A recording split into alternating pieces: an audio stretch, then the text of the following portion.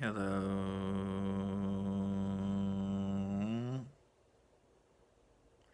I was going to do a longer hello today, but I'm not in the car.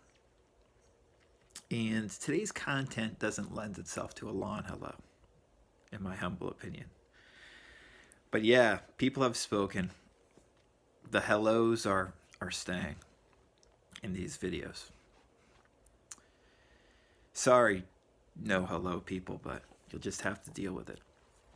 Or watch other less helpful manifesting videos that don't have hellos at the beginning. Um, so I was thinking about this idea of persisting in this state and how we often inadvertently tend to persist in states that we don't want to be in and make it harder to manifest what we want by inadvertently maintaining kind of a default state that's not conducive to getting what we want in our life easily or quickly or in a fulfilling way. And that's something we can really, pay attention to more. You can ask yourself, or you can have a reminder on your phone, what state am I operating from right now? What has my default state been today? Do I want to be in this state? What action is being compelled from this state? What have I been compelled to do today? Because what you've been compelled to do today is dependent upon what state you're coming from. If your default state for the day is rather jittery and anxious, you're going to be compelled to do different actions probably than if your default state for the day is rather calm and, at ease. You're going to behave differently. This is the law of assumption, folks. This is law of attraction. This is how it actually works in our lives, in my opinion. At least for a lot of us. And I was trying to think of different teachers that I could bring up to talk about it in a slightly different way that would be helpful. Because the way Neville talks about it is pretty unique to him. And honestly, for a lot of people, including myself, I don't think he gives the most thorough instructions always for how to persist in the desired state. He gives great instructions for how to get to that state, how to access it, but then how to persist in it. A lot of the time, Neville's instructions seem kind of vague for how to do that. And I was thinking, well, maybe Joseph Murphy's a little bit more concrete about it. And I think Murphy might be a little bit more concrete. And then I was thinking of other, law of assumption or law of attraction teachers that I like that use kind of spiritual language to talk about persisting in a state. And I was like, Emmett Fox, yeah, kind of like Catherine Ponder, kind of. And I was like, but this is not I don't know. I was thinking about different people I could reference. I was like, I got to think more constructively than this about this. I was like, I got to get out of the 20th century LOA people. What's helped me learn how to persist in a state better from a spiritual perspective, if we're using spiritual language. I'm not talking about psychological language, the psychological instructions that somebody like Emile Coué or Maxwell Maltz provides, but using spiritual language, persisting in a state, what does that actually mean? How do you actually do that well? And I was like, oh yeah, the person who's helped me a ton from a spiritual angle to do that is Richard Dotz. Richard Dotz has helped me a bunch in terms of getting better at persisting in the desired state. And he makes so many good points about it being more of a neutral state, a more you're at the 0 point, right? You're creating from there and using that approach. Richard gives so many great examples of doing that. It's man, Dotz has probably been more helpful for me than Neville or Murphy or Catherine Ponder or Emmett Fox at learning how to persist in a state. In many ways, I'd say Richard's helped me maybe more than anybody. And I was like, well, is there anyone else who uses spiritual language? And I was like, I got to get out of the 20th century. I got to the 21st century. I got to go to the 19th century. I got to go to the OG. My favorite OG, you know? The OG that I don't even like mentioning on this YouTube channel and try to reserve to podcast episodes because I try to respect her a little bit more than some of these other teachers. Not respect her more, but I just hold her a very high level of respect for my favorite OG when it comes to this LOA stuff. And that is H. Emily Cady, my OG for the LOA stuff. Those of you who are longtime listeners to the podcast know this, and I do mention H. Emily Cady, in passing a lot in these YouTube videos, but I don't really quote her that much because she's just so deep. And like, for me, the reason, like, she's the most, this is kind of like a stupid way of saying it, but like, she strikes me as like the most spiritual of all these manifesting teachers that I love. A lot of my favorite, I guess you would say, like, spiritual, I'm saying spiritual really weird. A lot of my favorite spiritual teachers are not like manifesting teachers. They're just like far out spiritual teachers, Byron Katie's a good example of that. Jan Fraser, Nisargadatta Maharaj, even someone like U.G. Krishnamurti. Like, those are four of my favorites, right? And they talk very little about this manifesting stuff. And I value their spiritual advice tremendously. It's for me, in many ways, the most fulfilling advice that I hear. It nourishes my spiritual soul. A lot of these manifesting teachers I love, but I don't go to them really for that much spiritual nourishment. I go to them more as ways to learn how to practically improve myself and feel good, and hopefully improve the lives of others as well. But if there's one exception, the one, manifesting type teacher that I do find myself going to for spiritual nourishment,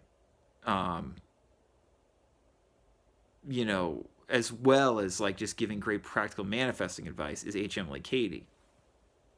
That's why, in a way, I hold her advice in a higher regard than these other manifesting teachers from a spiritual perspective. And I think, along with Dots, she has helped me the most in regards to persisting. She has that great phrase of hers, she says, trustful passivity. Being trustfully passive that God will deliver for you. And she explains how to do that better than anybody, in my opinion, that I've read. It's not like I've read all the great old teachers by any means. There's so many teachers that are interesting that I've just not gotten to or just have not connected with yet.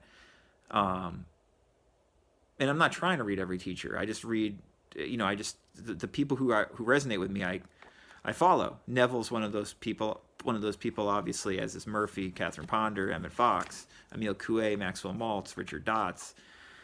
And H. Emily Cady's right up there for sure.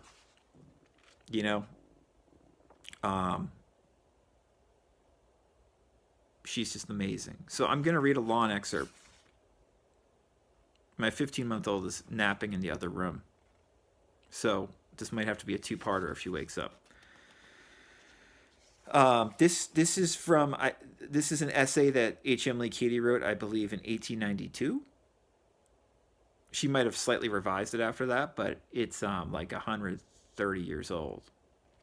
And it's better than just about anything that came after it. She's so good. The name of this essay is Trusting and Resting. Trusting and Resting. I'm just going to read an excerpt from it. A lengthy excerpt. Because I think it talks, touches upon this idea of persisting in a state, and how we can manifest a lot of things by kind of like, using mental, I almost want to say effort or focus to manifest something. But we often get to a point, especially if we've been doing this stuff for a while, where it seems to get tiresome or burdensome to be constantly trying to manifest things in that way. Not that it doesn't work, but it's an approach that doesn't work sustainably for a lot of us. And there's this more holistic approach, you could say deeper approach, that relies more just radically on God. And Katie's going to mention, talk about that some here. She writes, we need to rise above this state of tension to one of living trust. There is such a thing as an indolent shifting of our responsibility to an outside God, which means laziness, and which never brings anything into manifestation. But there is also a state of trustful passivity into which we must enter to do the highest work. There are some things that we are to do ourselves, but there are others that God does not expect us to do. When I speak of ourselves as something apart from God, I simply mean our conscious selves. We are always one with God, but we do not always consciously realize it. I speak of ourselves as the conscious part of us. They are His part to do. And our greatest trouble lies in our trying to do God's part, just because we have not learned how to trust God to do it. We are, with our conscious thought, to speak the words of life, of truth, of abundant supply, and we are to act as though the words were true. But the bringing it to pass is the work of a power that is higher than we, a presence that we do not see with these mortal eyes, but which is omnipotent and will always rush to our rescue when we trust it. From the smallest thing of our everyday life to the rolling away of the largest stone of difficulty from our path, this presence will deliver us. But its working depends on our trusting, and trusting means getting still inside. In our effort to bring into manifestation the good that we know belongs to every child of God, it is when we get beyond the point where we try to do it all ourselves and let God do His part that we get the desires of our heart. After we have done our part faithfully, earnestly, we are told to stand still and see the salvation of the Lord, which He will show to you today. The Lord shall fight for you, and ye shall hold your peace. It's from Exodus 14. See the conditions here imposed. The invisible presence will remove from your path the difficulties which look to your mortal vision to be almost insurmountable, only if you stand still. The Lord will fight for you if you hold your peace. But there is no promise of deliverance for you while you preserve a state of unrest within. Either a state of internal unrest or a forced external quiet, which simply means compressed anxiety, prevents this invisible, omnipotent force from doing anything for your deliverance. It must be peace, peace. Possess your soul in peace and let God work. Marvelous have been the manifestations of this power in my life when the bringing to pass has been left entirely to it. Ask not then when or how or why. This implies doubt. Be still before the Lord and wait patiently for Him. That's Psalm 37. When, in the reign of Jehoshaphat, king of Judah, the Ammonites, Moabites, and others, a great multitude, came against the king in battle, he, in great fear, called the people together, and they sought counsel of the Lord, saying, we are powerless against this great multitude that is coming against us. We do not know what to do, but our eyes are on you. This is from 2 Chronicles.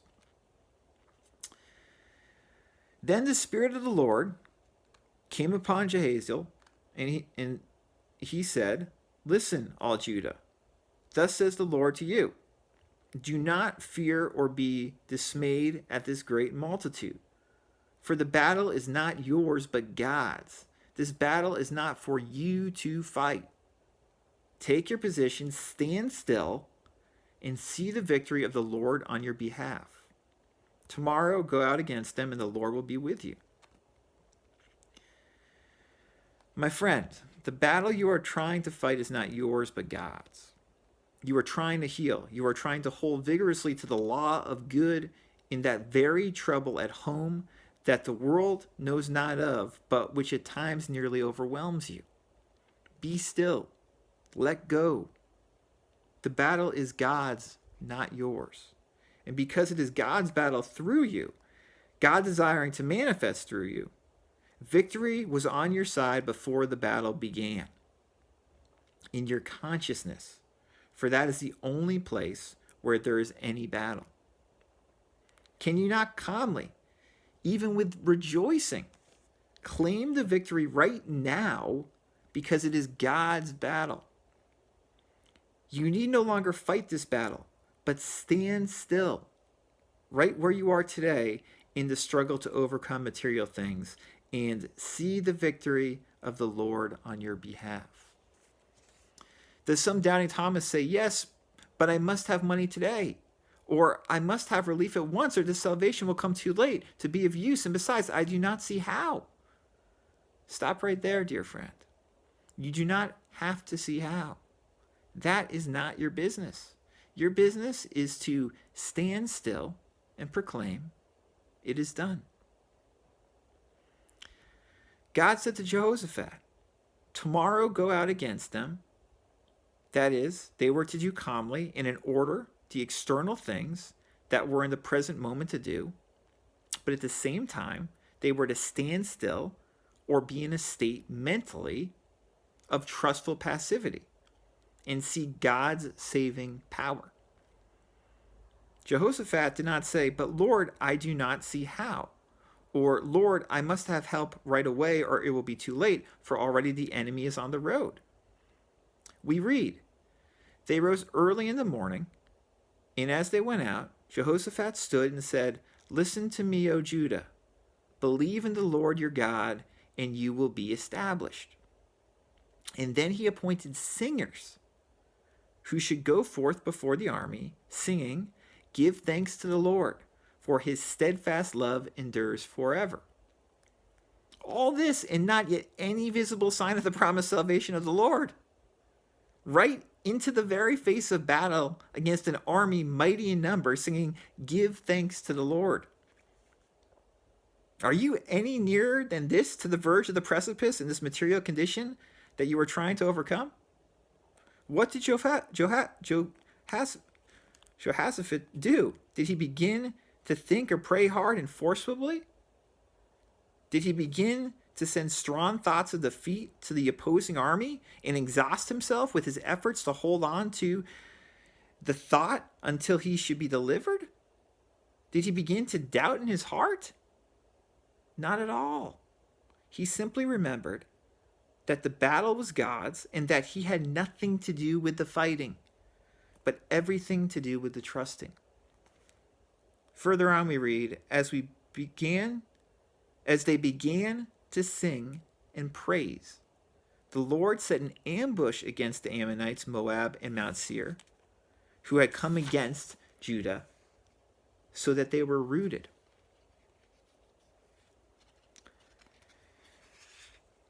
It was only after they began to sing and to praise that the Lord made the first visible move toward the manifestation of his promised salvation.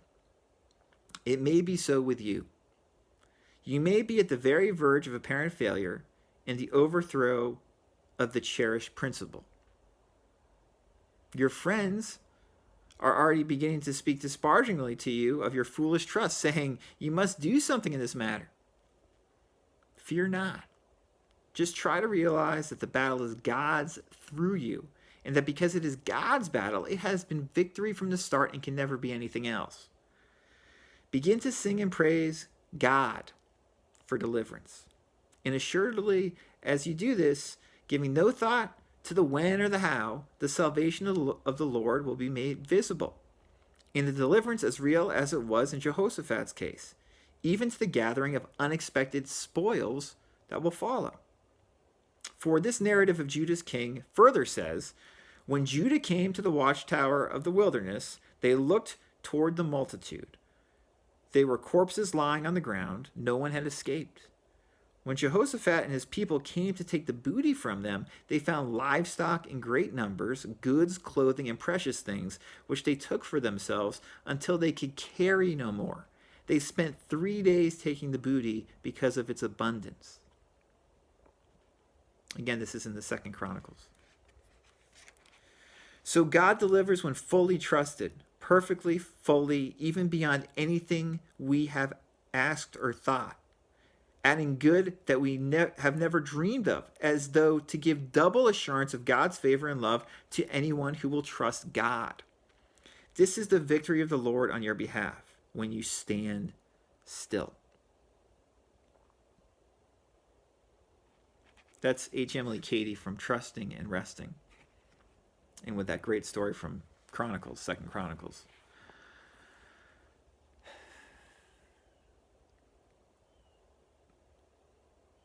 Not much to say after that. If you would like additional insights or help from me, or a free 15-minute consultation, I can be reached at radicalcounselor.com.